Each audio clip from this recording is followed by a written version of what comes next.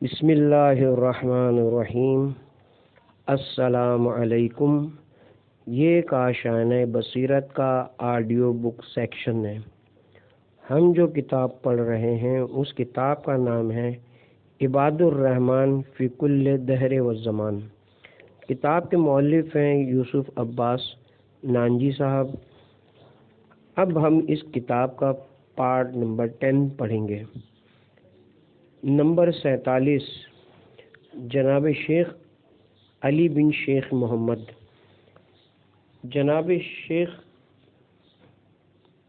علی بن شیخ محمد بہت متقی جلیل القدر عالم دین تھے۔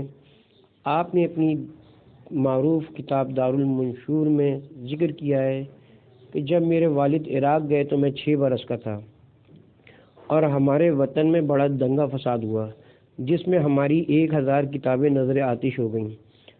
چنانچہ کرکنو گاؤں چلا گیا اور وہاں کافی عرصے رہا۔ پھر میں نے اپنے بھائی کے ساتھ عراق کا سفر کیا۔ اس وقت میں 12 سال کا تھا۔ جب میں نے قرآن مجید ختم کیا تو اس وقت 9 سال کا تھا۔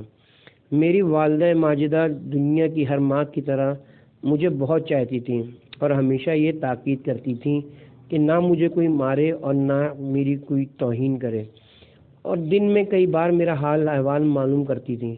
پھر میں تحصیل علم میں مشغول ہو گیا۔ اپنے دادا جان اور والد محترم کے شاگردوں سے علم حاصل کرنے لگا۔ ان میں سے ایک شیخ جلیل شیخ غیب الدین تھے اور ایک دوسرے بھائی شیخ زین الدین۔ اللہ ان سب پر رحم فرمائے، آمین۔ جب بھائی بھی میرے پاس سے چلے گئے تو میں بیوی بچوں میں گھرا ہوا تھا اور طلب علم میں بھی مشغول تھا۔ بحمدللہ میں نے کئی کتابیں لکھی اور میری بڑی کوشش یہ تھی کہ باقی مائندہ کتب جو جلنے سے بچ گئی تھیں کسی نہ کسی طرح محفوظ ہو جائیں۔ والد محترم کی رحلت کے بعد میں نے مکہ معظمہ کا سفر اختیار کیا۔ یہ 1032 ہجری کا ذکر ہے۔ اس وقت میں 16 سال کا تھا۔ اپنی کمسینی اور اکیلے پن کے سلسلے میں کسی سے مہربانی کا امیدوار نہیں تھا، بلکہ اپنے رب پر مکمل بھروسہ کرتا تھا۔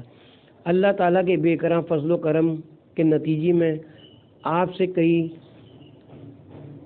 کرامات ظہور پذیر ہوئیں۔ آپ کا کہنا ہے کہ نمبر 1، میں شرع علوم کا درس دیا کرتا تھا۔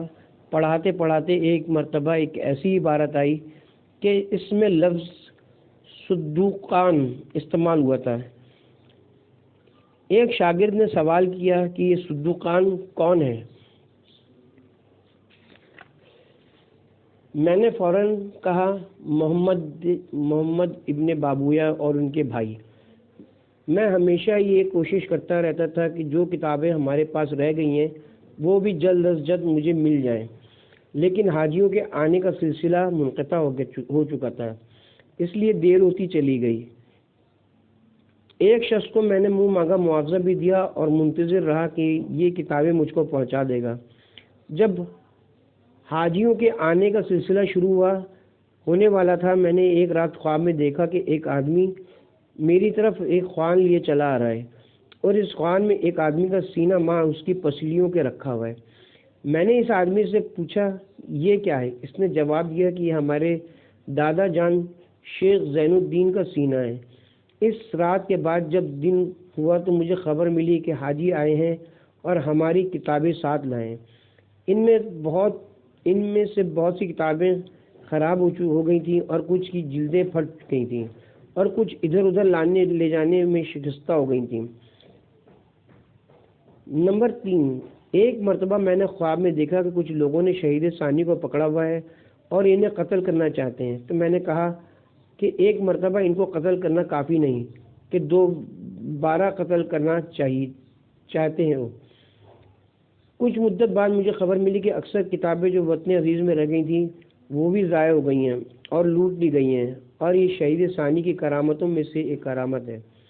نمبر 4، ایک مرتبہ مجھے کسی ضرورت سے کہیں جانا پڑا۔ وہاں میں نے ان لوگوں کی جہاں میں گیا تھا مشتبہ غذا کھا لی اور اپنے عیبہ کے طور طریقے کے خلاف عمل کیا، جس کے نتیجے میں وہ برکتیں اور خوبیاں جو میں نے ابتدائی عمر میں رکھتا تھا کھو بیٹھا۔ لیکن جب میں اس جگہ سے نکل کر مکہ معظمہ کی زیارت کے لیے آ گیا تو پھر حج و زیارت کی برکت سے اللہ تعالیٰ نے مجھے وہ پھر عنایت فرما دی۔ معزز قارئین کرام، ذرا مندرجہ بالا کرامت پر غور و فکر کریں اور اس کے بعد ہم کو خود اپنا احتساب کرنا چاہیے کہ ہم کیا کر رہے ہیں اور مشتبہ مال کھا رہے ہیں۔ یہی وجہ ہے کہ اب ہم عبادت الہی کی معنوی لذت تو چاشنی سے محروم ہیں۔ اللہ ہمیں صراط مستقیم پر چلنے کی دائمی توفیق عطا فرمائے، آمین۔ نمبر 5، لفظ جلالہ کی گنتی کے طریقے سے میں نے کسی شخص کے لیے استخارہ کیا تو یہ آیہ مبارکہ نکلی، سورہ ہود آیت نمبر 76، اے ابراہیم اس سے دستبردار ہو جاؤ۔ تو میں نے اس شخص سے پوچھا کہ تمہارا نام کیا ہے؟ وہ کہنے لگا کہ میرا نام ابراہیم ہے۔ نمبر 6، ایک اور شخص آیا اور استخارے کی درخواست کی، میں نے استخارہ کیا تو یہ ہدایت نکلی، سورہ ہود آیت نمبر 91، ہماری نظر میں تمہاری کچھ عزت نہیں ہے۔ اس نے پوچھا کہ کون سی آیت نکلی ہے؟ میں نے آیت کی تلاوت کی۔ وہ شخص مسکرانے لگا اور تعجب کا اظہار کرنے لگا۔ میں نے سبب پوچھا تو اس نے کہا کہ استخارہ اس لیے کرایا تھا کہ میں اپنے بعض امور میں اس کو اپنا نائب بنانا چاہتا تھا۔ نمبر 7، عمرہ میں سے ایک شخص مجھے رکا لکھ کر بھیجتا تھا اور استخارہ کراتا تھا اور پوچھتا تھا کہ آیا نیک ہے، اور میں اسے جواب لکھ دیتا تھا۔ ایک دن اس نے رکا بھیجا کہ استخارہ کر کے آیت بھی لکھ دوں اور اس کے قاصد کو دے دوں۔ میں نے استخارہ کیا تو یہ آیت ہے، سورہ رات آیت نمبر 38، اور کسی رسول کا یہ کام نہ تھا کہ بغیر حکم خدا کوئی علامت ظاہر کرے۔ نمبر 8، ایک شخص یہ چاہتا تھا کہ سلطان کی طرف سے کہیں کا حاکم بنا دیا جاؤں۔ اس نے مجھ سے استخارے کی درخواست کی تو میں نے کہا کہ میں غیر شرعی کام کے لیے استخارہ نہیں دیکھتا۔ اس نے کہا کہ اگر میں اس کی درخواست قبول نہیں کروں گا تو میری جان کو خطرہ ہے۔ میں نے استخارہ کیا تو یہ آیت نکلی، سورہ مائدہ آیت نمبر 42، اگر تم ان سے روگردانی کرو گے تو وہ تمہارا کچھ نہ بگاڑیں گے، اور اگر فیصلہ کرو تو ان کے مابین انصاف سے فیصلہ کرو۔ نمبر 9، کسی شخص نے میرے پاس شادی کے لیے استخارہ کرایا تو یہ آیت ہے، سورہ فرقان آیت نمبر 54، جس نے پانی سے آدمی کو پیدا کیا پھر اس کو بیٹا بیٹی اور بہو اور داماد بنایا۔ نمبر 10، ایک مرتبہ ایسا ہوا کہ کسی شادی کے بارے میں استخارہ کیا گیا اور یہ آیت نکلی، سورہ کہف آیت نمبر 33-34، یہ دونوں باغ خوب پھل لایا کرتے تھے اور ان پھلوں میں ذرا بھی نقصان نہ ہوتا تھا، اور ہم نے ان دونوں کے بیچ میں ایک نہر جاری کر دی تھی اور اس شخص کے پاس بہت مال تھا۔ نمبر 11، دو بھانجے ہندوستان کا سفر کرنا چاہتے تھے۔ ان کا ماموں ہندوستان میں قیام پذیر تھا، لیکن وہ شخص بڑا فاسق اور شراب خور مشہور تھا۔ میں نے حسب درخواست استخارہ دیکھا تو یہ آیت آئی، سورہ یوسف آیت نمبر 41، تم میں ایک تو اپنے مالک کو شراب پلائے گا، رہا دوسرا تو اس کو پھانسی دی جائے گی۔ نمبر 12، ایک شخص کو یہودی حکومت طلب کر رہی تھی کہ اس کو ہمارے حوالے کر دیا جائے۔ اس شخص نے بار بار استخارہ کرایا، ہر مرتبہ حضرت موسیٰ و حضرت ہارون و بنی اسرائیل کی آیات نکلتی تھیں۔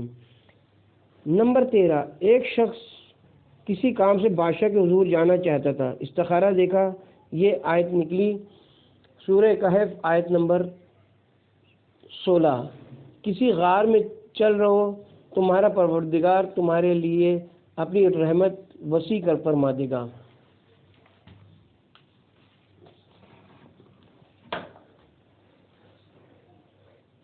نمبر 14، اسی مقصد کے لیے کسی شخص نے استخارہ دیکھا تو یہ آیت نکلی، سورہ طٰہٰ آیت نمبر 25، ترجمہ، اے میرے پروردگار میرے سینے کو کھول دے اور پھر میرے کام کو میرے لیے آسان کر دے، میری زبان کی گرہ کو کھول دے کہ لوگ میری بات کو سمجھیں۔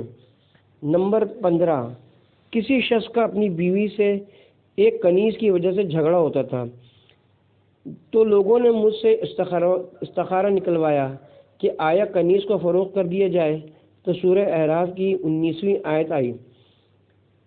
ترجمہ یہ ہے، اے بنی آدم، تم اور تمہاری زوجہ اس باغ میں بسو اور جہاں جہاں سے تمہارا دل چاہے خوب کھاؤ، لیکن اس درخت کے پاس نہ جانا ورنہ تمہارا شمار ظالمین نافرمانوں میں ہو جائے گا۔ نمبر 16، ہندوستان میں کسی زمانے میں بدامنی تھی۔ ایک شخص نے مجھ سے استخارہ کرایا کہ آیا وہ ہندوستان جائے، تو سورہ ہود کی آیت نمبر 76 آئی، جس کا ترجمہ یہ ہے، اس سے دستبردار ہو جاؤ، اس بارے میں تمہارے رب کا قطعی حکم آ چکا ہے اور ان پر وہ عذاب آنے والا ہے جو دور نہیں ہوگا۔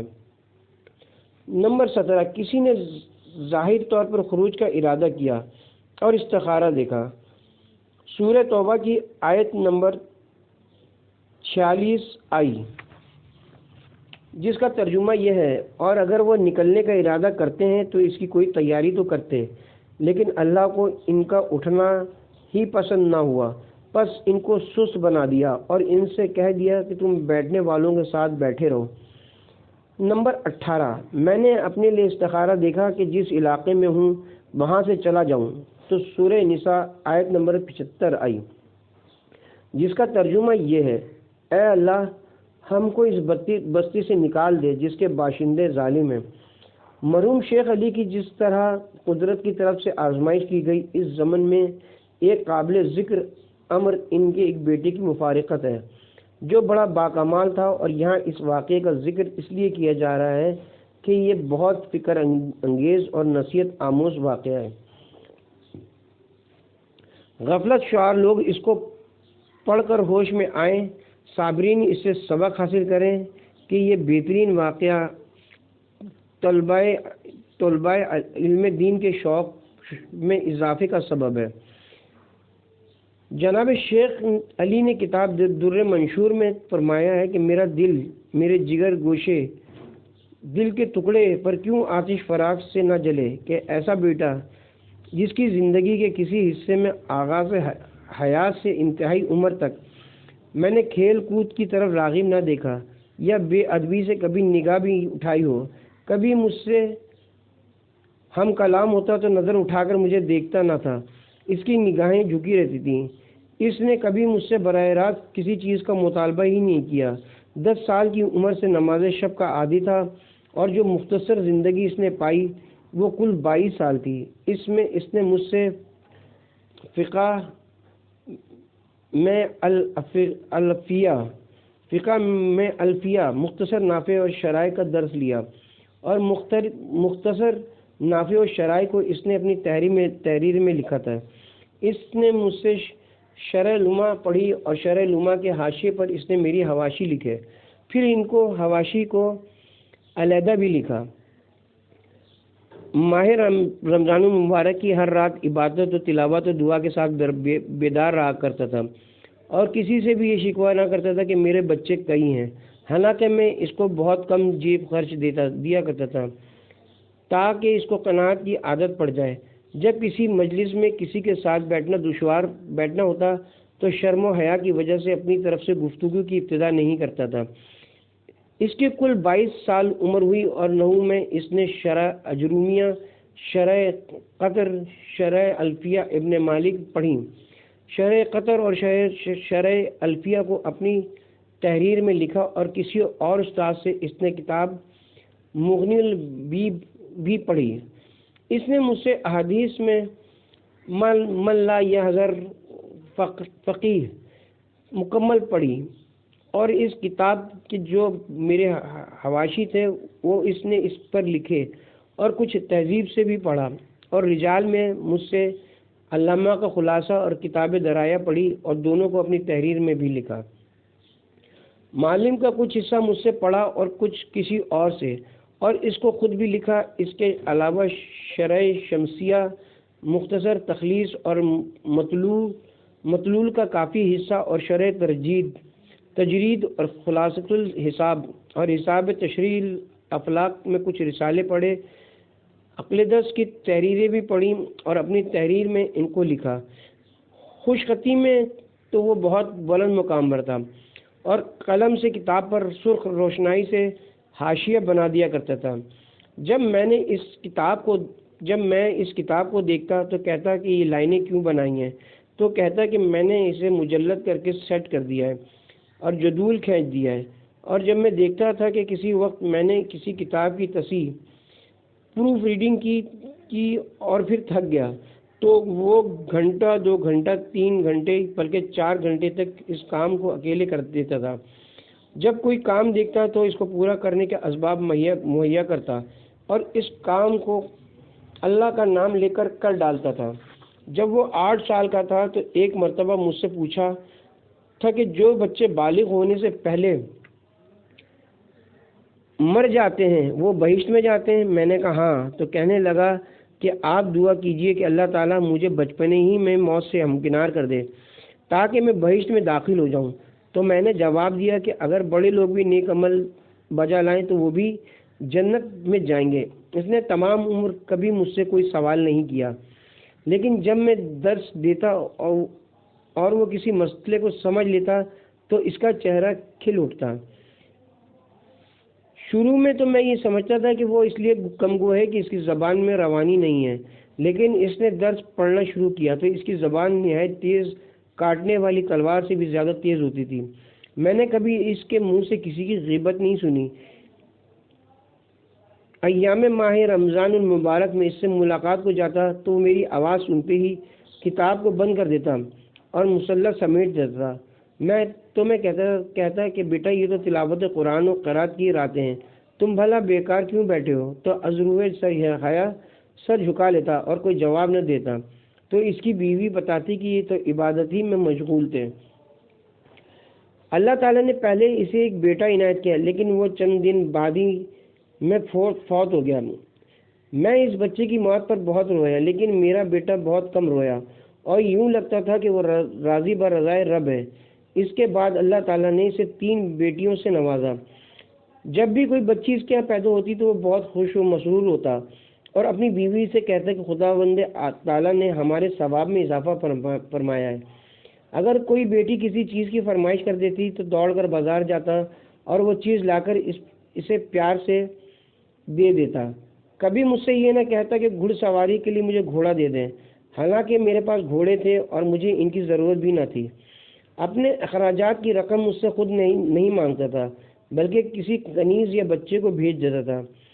اگر کبھی میں یہ ہدایت کرتا کہ دیکھو فضول خرچی نہ کرنا تو خاموش رہتا، اور اگر کبھی جواب دیتا بھی تو یہ کہتا کہ الحمدللہ آپ بھی صاحب اولاد ہیں اور میرے بھی اللہ کے فضل و کرم سے بچے ہیں۔ چنانچہ ہم دونوں کا معاملہ بالکل یکساں ہے۔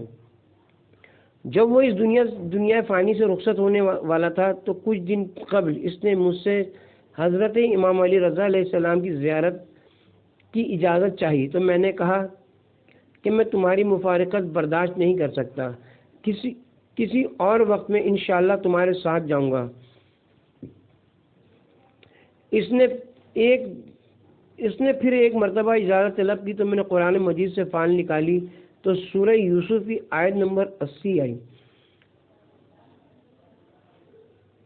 بس میں تو اس ملک سے کہیں نہ جاؤں گا جب تک میرے والد مجھے اجازت نہ دیں، یا خدا میرے حق میں کوئی فیصلہ کر دے، اور وہ سب سے بہتر فیصلہ کرنے والا ہے۔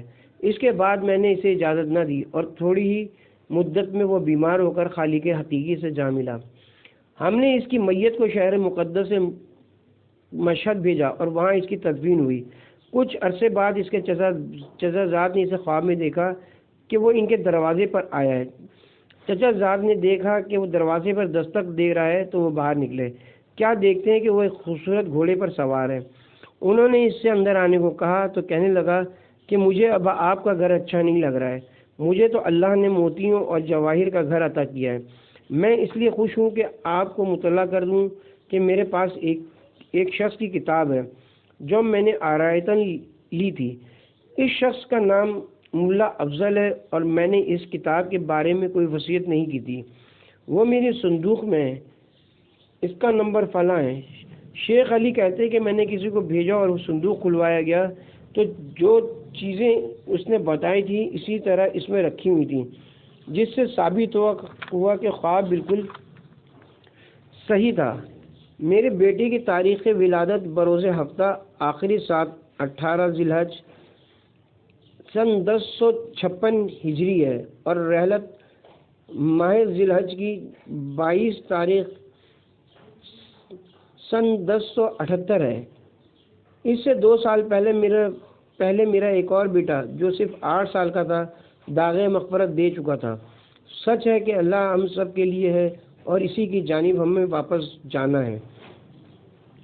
نمبر 48، جناب آقا سید علی ملقب با سید نور الدین۔ جناب سید علی بن ابو الحسن الابراہیمی الموسوی، جن کا لقب سید نور الدین ہے، ذکی فطین فاضل زاہد عابد شخصیت تھے۔ آپ کی ولادت سن 970 ہجری اور رحلت سن 1068 ہجری میں ہوئی۔ آپ صاحب مدارک کے پدری بھائی تھے۔ آپ اپنے زمانے کے مانے ہوئے شخص تھے۔ آپ نے مکہ معظمہ کو اپنا وطن قرار دیا تھا۔ ابتدا میں شام میں رہتے تھے اور لوگ حاکم شام کے مقابلے میں آپ کا زیادہ احترام کرتے تھے، تو آپ مکہ معظمہ چلے گئے۔ آپ کی عمر ماشاءاللہ 90 سال سے تجاوز کر گئی تھی، تاہم آپ کسی سے مدد طلب نہیں کرتے تھے، لیکن لوگ تعاون کرنے کی جستجو کرتے تھے۔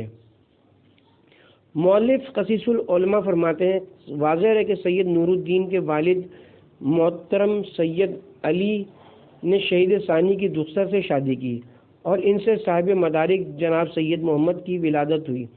شہید ثانی کی شہادت کے بعد صاحب معالم کی والدہ جو شہید ثانی کی زوجہ تھیں سے آپ نے نکاح کر لیا اور پھر سید نور الدین متولد ہوئے۔ اس طرح سید محمد صاحب مدارک سید نور الدین کے پدری بھائی ہوئے اور شیخ حسن صاحب معالم سید نور الدین کے مادری بھائی ہوئے۔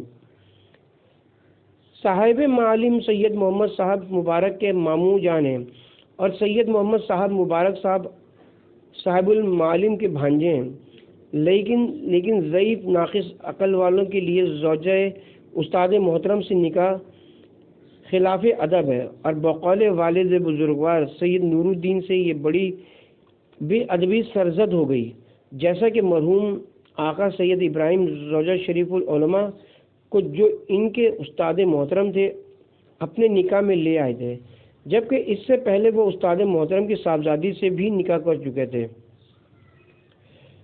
چنانچہ لوگوں کو گمان یہی ہے کہ یہ کوئی اچھی بات نہیں ہے، لیکن چونکہ شریعت اس کی اجازت دیتی ہے اس لیے اس طرح کا خیال محض بے عقلی ہے، خصوصاً جب کہ زوجہ شہید ثانی سے سید علی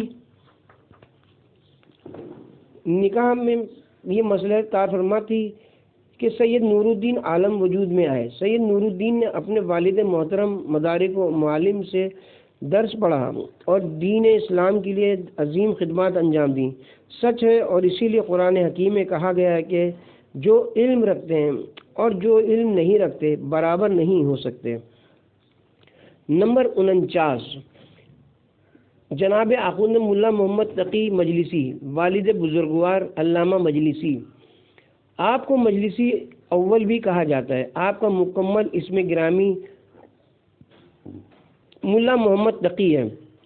آپ علامہ مجلسی کے والد محترم ہیں۔ آخوند ملا محمد تقی بن مقصود علی مجلسی، خدا ان کو جنت الفردوس میں اعلیٰ مقام سے نوازے، اپنے وقت کے دانہ ترین فضلاء اور علماء حدیث میں نمایاں ترین شخصیت ہے، جن کا شعار واقعاً زہد و تقویٰ تھا۔ آپ شیخ بہائی کے شاگرد اور ملا صدرہ کے ہم اثر تھے۔ جناب شیخ اسد اللہ کاظمینی نے اپنی معروف کتاب مقایس کے مقدمے میں لکھا ہے کہ جناب محمد تقی مجلسی نمایاں کرامات کے حامل تھے۔ آخوند مجلسی نے خود شرح فقہ میں تحریر کیا ہے کہ چونکہ پروردگار نے مجھے توفیق زیارت حیدر کرار علیہ السلام سے نوازا ہے، لہذا اس کی رحمت و برکت سے مجھ پر بہت سے انکشافات ہوئے کمزور عقل والے ان کشف نما کیفیات کو برداشت نہیں کر سکتے۔ میں نے اس کیفیت میں بلکہ کہنا چاہیے کہ خواب و بیداری کے عالم میں دیکھا کہ میں سامرا میں ہوں اور وہاں کے روزے کو بڑی بلندی اور زیب و زینت کے ساتھ دیکھا، اور میں نے دیکھا کہ جناب اسٹیرین کے روزے پر بہشت کے کپڑوں میں سے ایک سبز کپڑا بچھا ہوا ہے۔ ویسا کپڑا میں نے دنیا میں کہیں نہیں دیکھا۔ اپنے آقا و مولا حضرت صاحب الامر علیہ السلام کو دیکھا کہ آپ تشریف فرمائیں، قبر سے بالکل متصل ہیں اور آپ کا رخ انور دروازے کی جانب ہے۔ جیسے ہی میں نے امام زمانہ علیہ السلام کو دیکھا، زیارت جامعہ بلند آواز سے پڑھنا شروع کر دی جیسے کہ کسی کی تعریف کی جاتی ہے۔ جب میں نے پوری زیارت پڑھ لی تو آپ نے فرمایا کہ کیا خوب زیارت ہے۔ میں نے عرض کیا، میرے آقا و مولا، میری جان آپ پر فدا ہو، یہ آپ کے جد کی زیارت ہے، اور میں نے قبر مطہر کی جانب اشارہ کیا۔ آپ اجل اللہ تعالی فرجم نے فرمایا، ہاں داخل ہو جاؤ۔ جب میں داخل ہوا تو دروازے قریب کھڑا ہو گیا۔ آپ نے فرمایا آگے بڑھو۔ میں نے عرض کیا کہ میں ڈرتا ہوں کہ خدا نخواستہ بے ادبی کر کے کافر نہ ہو جاؤں۔ آپ نے علیہ السلام نے فرمایا، ہمارا حکم ہے، کوئی پرواہ نہ کرو۔ میں تھوڑا سا آگے بڑھا، لیکن میں ڈر رہا تھا اور خوف سے کانپ رہا تھا۔ پھر آپ علیہ السلام نے فرمایا آگے آؤ۔ پھر میں بڑھا، یہاں تک کہ آپ کے بالکل قریب پہنچ گیا۔ آپ نے فرمایا بیٹھ جاؤ۔ میں نے عرض کیا کہ مجھے ڈر لگ رہا ہے۔ فرمایا بالکل نہ ڈرو، بیٹھ جاؤ۔ تو میں اطمینان سے بیٹھ گیا، لیکن بالکل اس طرح جیسے کوئی غلام اپنے آقا کے سامنے بیٹھتا ہے۔ آپ نے فرمایا ڈرو نہیں، آرام سے بیٹھو، چونکہ تم نے زحمت اٹھائی ہے اور پیدل چل کر اور برہنہ پا آئے ہو۔ غرض کے اس بندے کے ساتھ آپ کے بہت عظیم الطاف اور مہربانی سے سرشار کلام ہوا ہے۔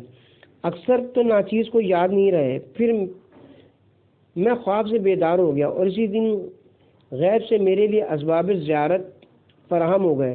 حالانکہ ایک زمانے سے راستے بند تھے، لیکن اس وقت امام زمانہ علیہ السلام کے معجزے سے ساری رکاوٹیں دور ہو گئیں اور میں پیدل برہنہ پا آپ علیہ السلام کی زیارت سے مشرف ہوا۔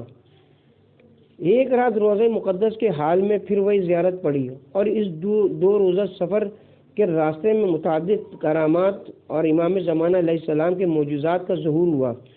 اس خواب کے واقعے کو شیخ احمد احسائی نے شرح زیارت جامع میں آپ ہی کے نام سے درج کیا ہے۔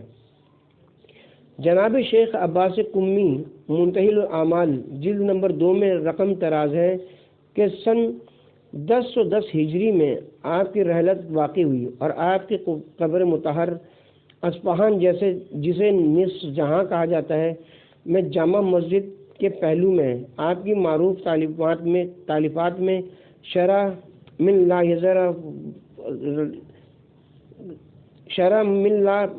یزر والفقیہ فارسی میں شرح فہرست ہے۔ نیز اس کتاب کی عربی میں شرح لکھی جس کا عنوان روضۃ المتقین ہے۔